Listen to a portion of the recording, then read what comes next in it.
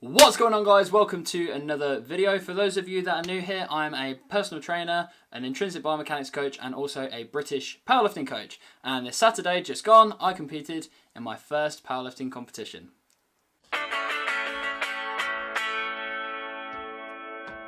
Now, in terms of the point of this video, I just wanted to give you kind of like a behind the scenes of this video, run you through my lifts, what they were, how I done it, things I do better, equipment I used, and also nutrition that I had on the day.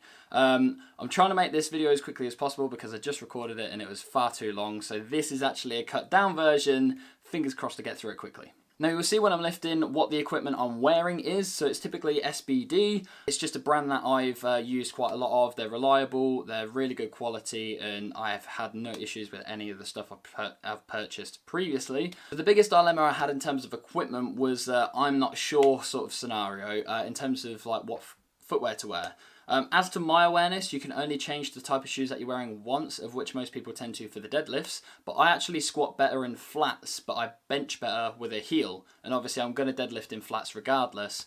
And once again, as to my awareness, you can only change your shoe once. That might not be the case. I might have just accidentally set myself up for failure, not doing enough research on that rule.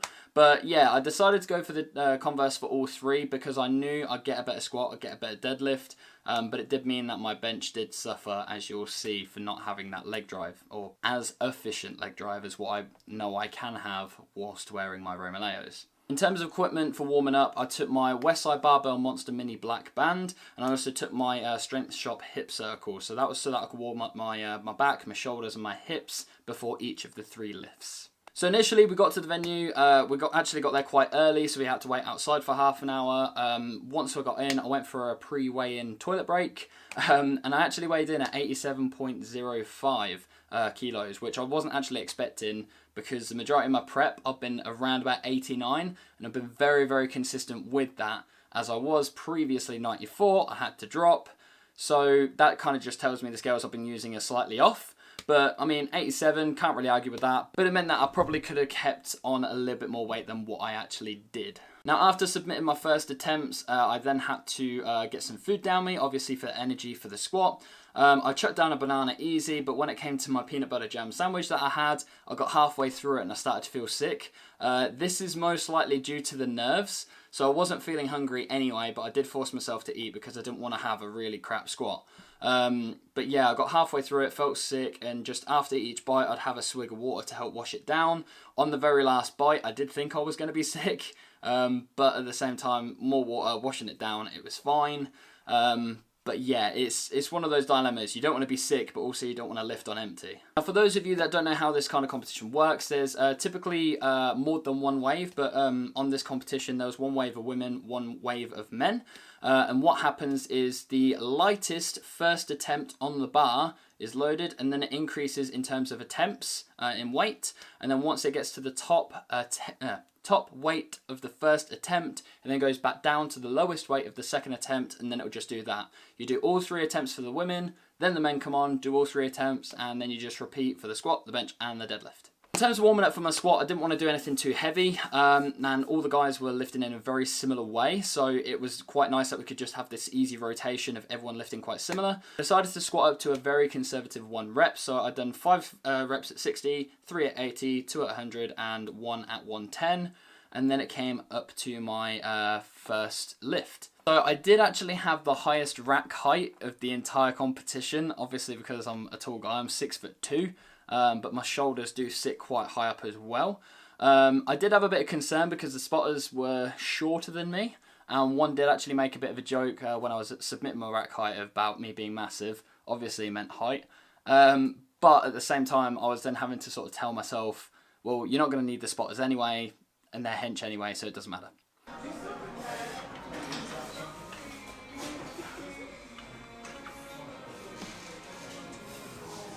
So in terms of the unrack, I'm really happy with it. Like, very textbook. I always try and keep to 3 steps to conserve energy. A lot of the big powerlifters recommend trying to keep the steps to a minimum, at least 3.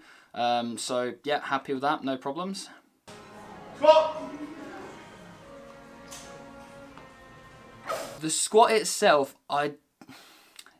it did go slower than expected on the way up, and my knees did cave in a little bit. In my preparation for it, I've been practicing really slow descents and then a very big pop out the hole.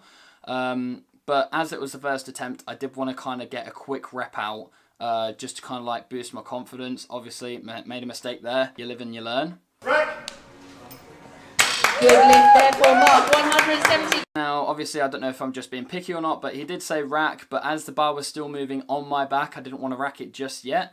But as I saw the spotters then kind of try and step in to then help me rack, I did want to make a step forward, because if you rack the bar before they say rack whilst it's still moving, you can get red lighted for that, but you can also get red lighted for not making an attempt towards the rack as well. I didn't want to get red lighted for both, so it's kind of like I waited till the bar was still, saw the spotters move, and then I just made my attempt to rack it. Attempt number 2 is, was my current 1 rep max back in December of last year. I'll try and show a comparison of the 2 lifts together, just so you can kind of see how it's different. Push, Matt. Good lad.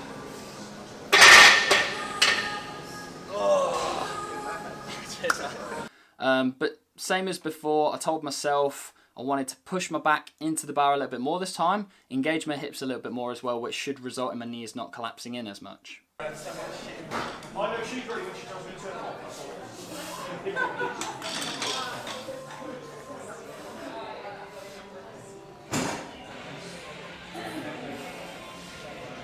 Squat! Come on, Mark. Yes. Rack! That is another good lift there for Mark.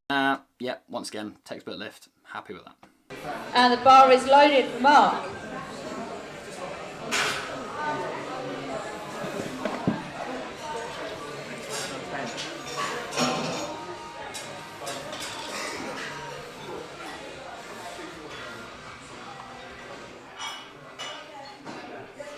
Now before this squat, as it was a new PB for me, although it's still not a heavy squat compared to what a lot of guys tend to be lifting these days, especially at this competition, I kept telling myself that it was only 100 kilos on the bar. I told myself that like needed to go up as quickly as possible, and I kind of just felt that I needed to get more hype than normal. Like I kept, like you'll see throughout all 3 lifts, I'll keep going, and because I'm like blowing out with really tight lips, it means that it engages my core into my belt a little bit more. So that once again is another thing that helps me feel a little bit more solidified whilst I'm doing the lifts. That's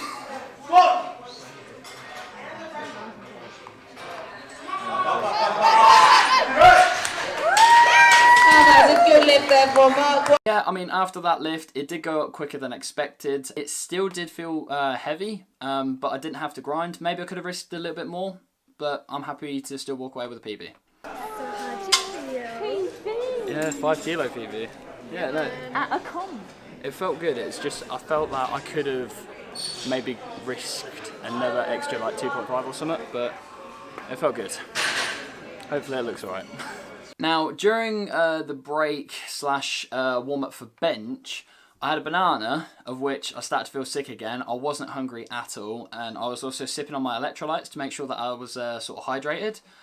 I definitely should have eaten a little bit more, but I also did want to save some of the food that I had for my deadlifts, because I knew that I definitely wanted a new deadlift PB. I knew I had it in me, so I wanted to make sure I fueled up before that as well. I could have bought more food with me. Once again, it's another mistake that I learned from. But the warm-ups for bench actually went really well. So it started off, pause reps, I kicked it off with 40, then 60, 65, because the guy next to me was like going 65, so I joined in for like another set. Then 80, 80 with commands, so start, press, rack, and then I also done 90, fairly okay with commands, no problems.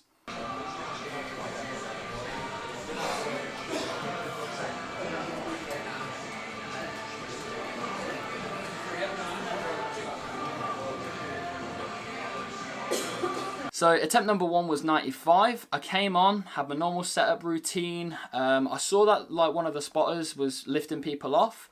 I could have communicated to the guy what kind of lift off I'd like, because he had a very, not aggressive way of lifting off, but he took all the weight and then got me in position, then let go.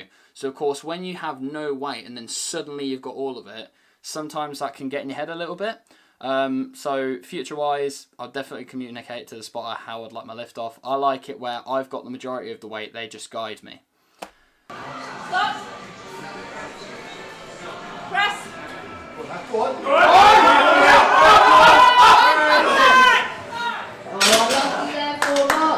Yep, so you see me lower the bar down, I get the pause on my chest, they say press, but I actually lowered it on my chest a little bit more than normal. Now because I lowered it on my chest more than normal, I altered my bar path, it meant I had to then get back into my bar path, which takes more energy. I got to a sticking point and I don't know what happened, I just couldn't get out of it. The spotters weren't expecting me to not get it. I wasn't expecting to not get it, obviously it was my opener. But yeah, it happens. And then whilst the men's wave continued on their first attempts, the worst happened. I started to feel hungry. So obviously with my body type, I use my blood sugar quite quickly. I'm not diabetic or anything, but like I'll always use my quick release sugars first and then I'll dip into my slow release. If I've got nothing there, I've either got no energy or I'll start feeling dizzy. Now, as I didn't want to, once again, have that sickness feeling again, I decided that I didn't want to eat during, obviously, the wave. So I kept sipping on my electrolytes, hoping that the hydration would help sort of keep me going. But yeah, it's just one of those things. I know for next time, take a Lucozade or something, because at least my blood sugars will be up. Attempt number 2. So I walked up to the bar and I was like, all right, last one was a blip. Don't lower it as low down on your chest this time, and you got this.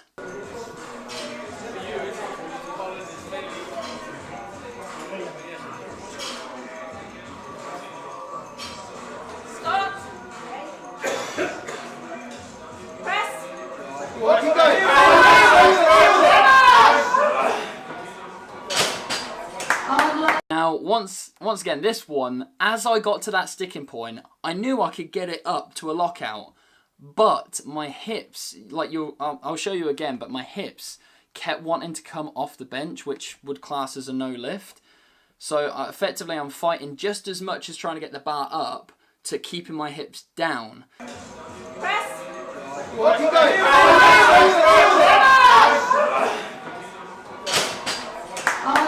So it could be a mixture of lack of energy, it could be not utilising my leg drive properly. Once again, I hadn't done much bench pressing in my Converse during my prep because it was a last minute decision to not use my Romalettos for bench. But once again, lesson learned, here we go.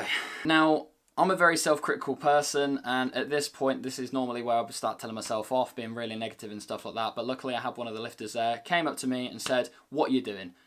You've got this. Just remember, more pop and all this." It was giving me some advice, and then told me to get to a rack, start practicing really speedy singles at a lot lighter weight, just so that when it comes to doing it, I've just got that in my head, recruiting that extra muscle memory to help me with that pop.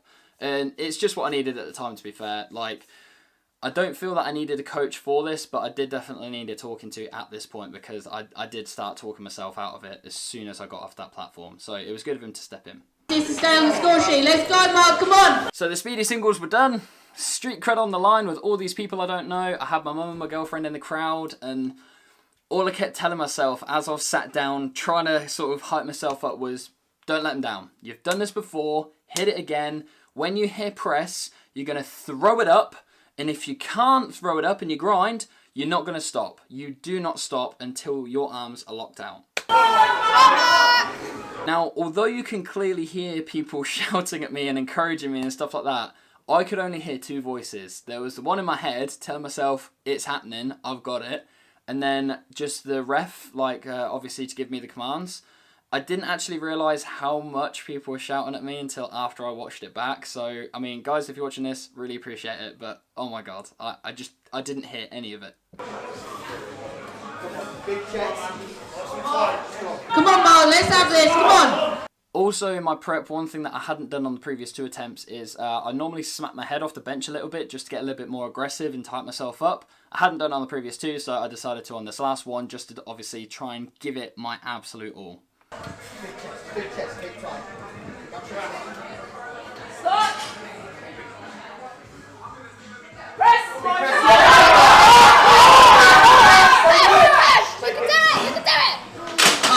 Now I'm going to replay this spotter because, as I said previously, the whole lift, I could only hear 2 people. I could hear my voice in my head and the ref. So yeah, this spotter I did not actually hear at all, which is really funny.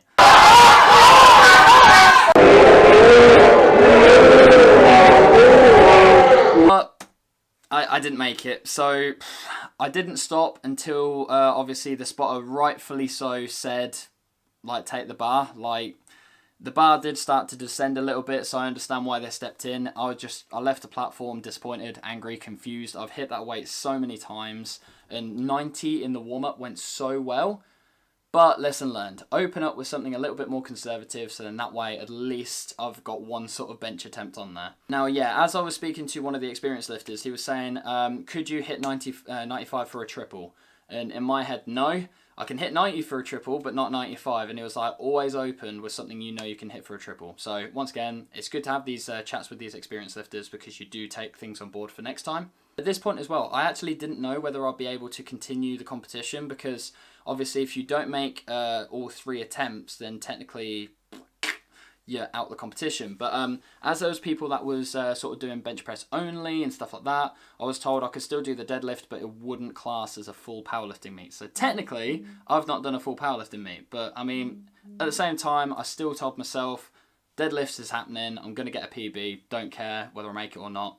I've done a competition at the end of the day, it doesn't matter. When it came to this break / deadlift warm-up, the peanut butter and jam sandwich went down so quickly, and I also nommed down a couple of bananas as well, because all I was telling myself was ignore what's just happened, bench press PB. That's all I'm thinking.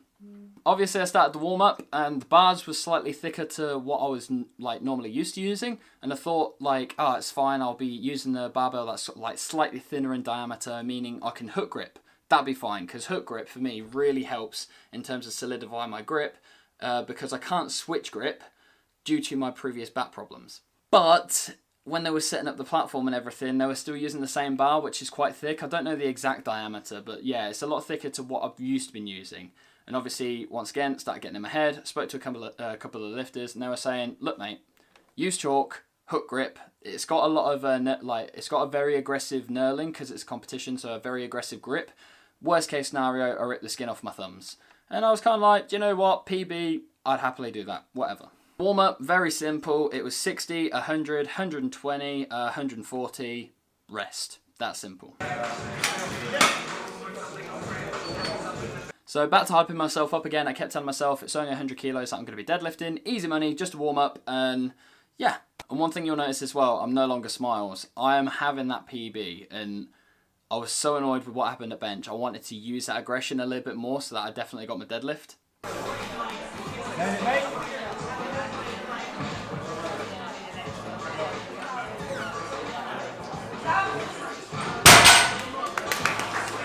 No issues, good lift, thank God. So as soon as you step off the platform, you then go to one of the sort of judges, I suppose you can call them. You're then meant to submit your second attempt. I forgot. So I started walking off in my own little zone, and I heard people go, Mark, Mark, Mark, Mark. And I was like, oh, hello. And I said, second attempt? So I was like, oh, yeah. So I went there, and I don't know why, but I said 155. Now, I just absolutely smoked 150. I wanted to do 150, if that went well, 162.5. Don't know where 155 came from, but once it's submitted, you can't change it. So I was just kind of like, oh, all right. So, yeah, it happens. You kind of forget things, you panic in the moment and stuff like that, but whatever. Bar is loaded for Mark. Once again, no more smiles.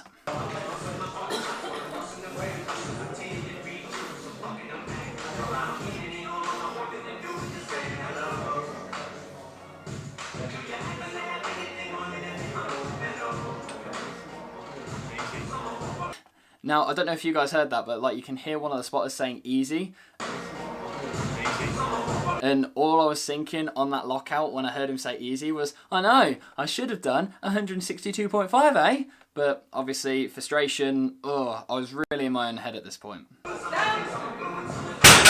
That's a good solid lift there from Mark. 177.5, please. Woo! Now, I don't know if you guys noticed, I probably should have spoken about this on the previous attempt, but whenever I pop the weight down on a deadlift, I'll always pause and make sure the bar completely stops and kind of like hold, kind of like a starting position for like a couple of seconds before standing up. That's a good. Couple of reasons for that. Number one, I'm really tall, so of course, if I pop the bar down and then suddenly swing the head up, Oops, sorry, something just fell. If I pop the bar down and then suddenly lift my head up, I get really bad head rush. Obviously, after a deadlift, not ideal. And number two, the gym that I've been doing all my deadlift, well, doing all my prep in, has a lot of like little divots like randomly throughout the gym. So sometimes I'll put the bar down, it'll land in a divot on one side and then just whack the barbell into my shins. So obviously I'm just in the habit of that. So it's just go down, pause, yeah. And you'll see, as I walked off, one of the spotters told me it was too easy. 7.5. In my head, I was thinking I could either go to 162.5 like planned, still get a PB, 165, 167.5, or even 170. As I definitely wanted a PB, I wanted to go with what I knew I definitely had in me, because if I'd gone, let's say, 170 and didn't make it, it meant that my total for the deadlift would have been 155, which is very low in comparison to 170. So I went 165 instead because I knew I had that in me.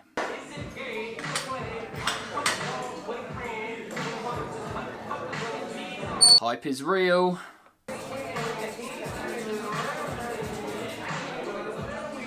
Bar's loaded. Bar is loaded for Mark.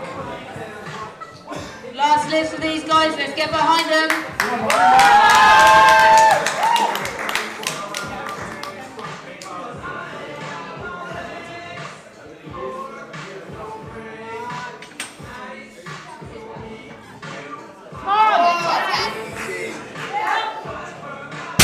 Now this lift, it was a good lift, but I'm not happy with it for a couple of reasons.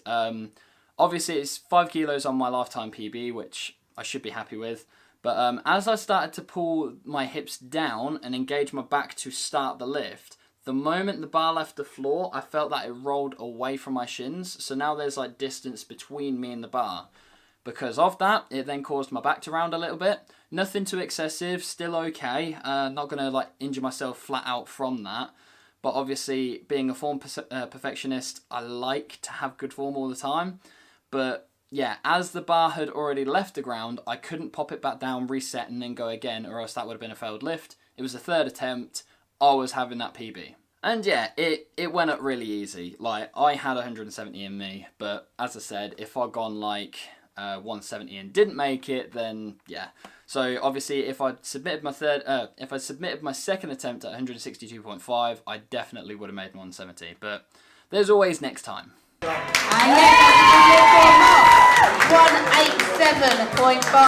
All in all, I had fun. I really appreciated the ref's decisions. I appreciated the spotters obviously being there for me. Appreciated the crowd, friends, family, the girlfriend being there, all supporting me. So as I walked off, I gave them a clap just to sort of thank everyone for the support. As technically I didn't make any of my bench lifts, although I did bench 90 in the warm-up, it did mean I had one of the lowest totals, which is unfortunate. Technically, I came first in my weight class, but that's because that was only me in my weight class.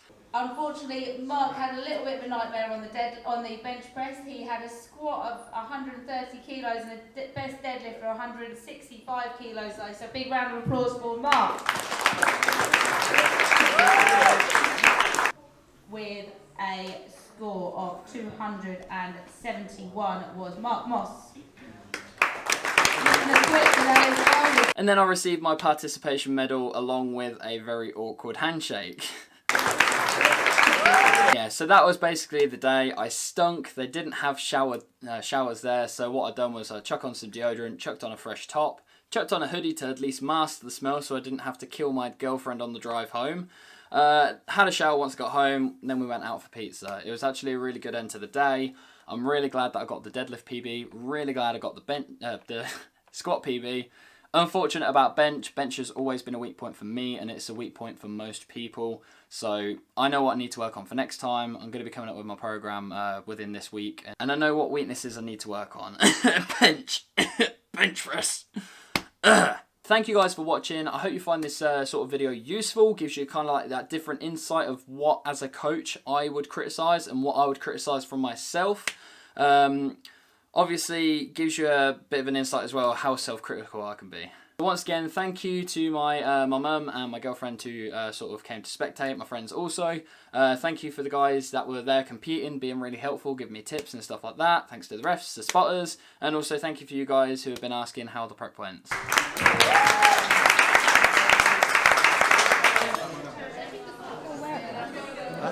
Where are you? Oh, do you want it?